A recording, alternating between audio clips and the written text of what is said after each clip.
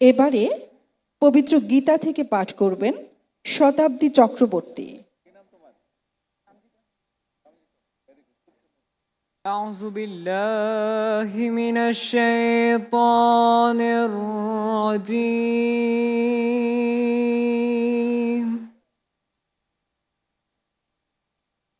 بسم الله الرحمن الرحيم.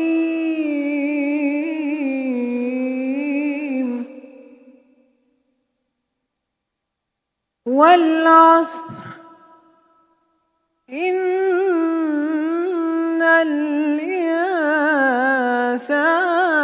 لفي خسر إلا الذين آمنوا وعملوا الصالحات وتواصوا بالحق وتواصوا بالصبر. صدق الله العظيم.